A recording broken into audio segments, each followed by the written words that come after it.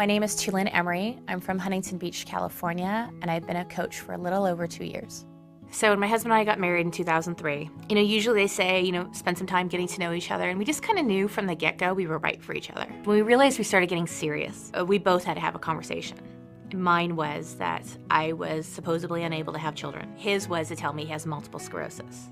We were able to look past the MS and the possibility of the infertility, and we knew we were meant for each other. At the time, I was a working plus-size model, and he was building his business with some business partners. And I remember I was so reluctant to tell him, there's some things going on in your business, and you need to look at this. I have a business background, and something didn't seem right. And I had no proof, I had no doubt, I have nothing to go off of. It just really was just a gut feeling. At that point, he started taking a deeper look, and that's when we realized just how bad things were. It's one of those things that you think it's all fixable, but at some point, it starts to avalanche. As the money started to dry up, as we were dealing with some of these issues attached to my husband's business, we sold anything that had any kind of monetary value. We had to sell this to buy the groceries. We had to sell this to keep the lights on. We had to sell this and sell this. And it snowballs so fast that all of a sudden, all your utilities are off at once. There just comes a point where we realize that we've sold whatever we can sell, and we now have 2 kids at this point. And the sheriff's coming to kick us out of our house. We had no place to go. At this point, we had a little minivan. So we pack the last of everything in there. We leave everything behind in the house. Kids don't know we're homeless. They have no clue. I don't know what we did wrong in our lives to experience that with our children. We found a little hotel that was cheap enough. It was 300 square feet. To get up and go to the restroom, you had to climb over each other. At some point, my husband found a box of P90X, and he also picked up Insanity. And I didn't even know that he did. He literally got it at a garage sale. So my husband would take out the P90X DVDs, and he would ask me to join him. And that was probably the worst thing you could ask me. Because I was so unhappy and so miserable in everything we've been through, I wanted him to be as unhappy and as miserable as I was, because it loves company. But he moved forward in spite of me. So as he started doing P90X on his hands and knees, he started regaining some of his strength and some of his confidence. And I wouldn't admit it at the time, but he was quietly inspiring me. So I popped in the Insanity disc, and I looked at it and I just went, oh, there's no way. I look nothing like the people in the videos. I can barely move. Oh, you want me to jump? I'm just gonna sway side to side. And I committed to moving for 14 days. Just move for 14 days, see what happens. Didn't worry about changing my eating, didn't worry about anything. And I said, don't worry about the weight. Just feel better. I had no support. I had no one but my husband, and I know he wanted to go, right on, you're doing awesome. And I was like, shh, don't notice. Just don't notice that I'm making a change right now.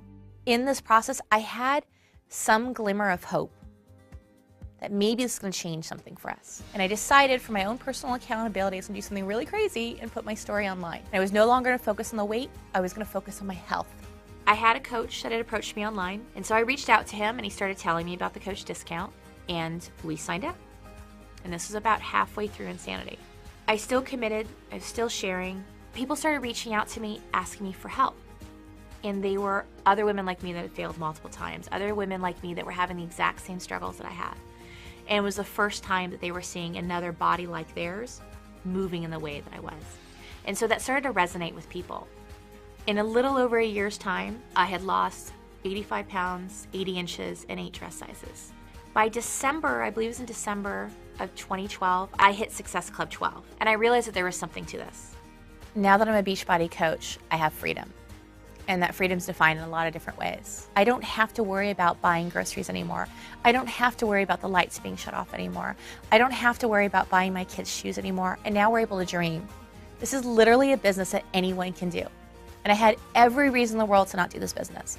I had every reason, every excuse, from affordability to size, to not being able to do what they do on the workouts, to not looking like them. I had every reason to not do this business and not be successful at it. And it's because of those very things that I'm successful at it.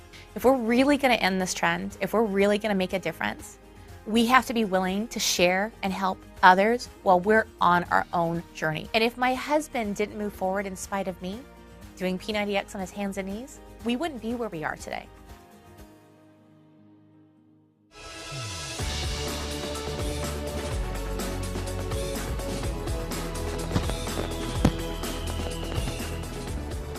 We hear dozens of stories like that, and they're always both inspiring and shocking about how common it is for that kind of outcome. It comes from somebody who doesn't try to fit into what the normal Beachbody mold is. It comes from somebody who has the heart to look inside, be honest with themselves about what their fears are, what their obstacles are, and do both the personal development and take the initiative to change their lives. And that happens when a coach steps in, right? So as we wrap up our trip, our Success Club trip here in Cancun, and you wrap up Super Saturday, I want to challenge you. I want to challenge you to set a goal.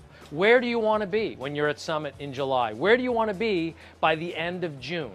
How many lives do you want to transform? It doesn't have to be about wealth creation if that's not your thing. It can be. It can just be about achieving Success Club 5, maybe achieving a record in Success Club points for yourself. But what I do know is every point that you achieve, every goal that you achieve represents a life that could be transformed, a person who's on a journey to transformation.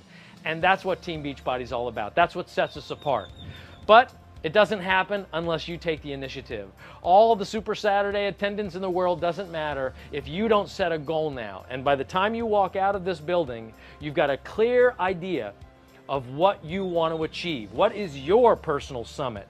Look, January, February, March, even April, those are sort of the easy months. Right now is when you prove, do you believe in this product? Do you drink your shake every day? Are you doing your workouts?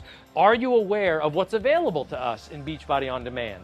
Right now, set yourself a goal. Don't walk through that door unless you have a goal for the next 2 months.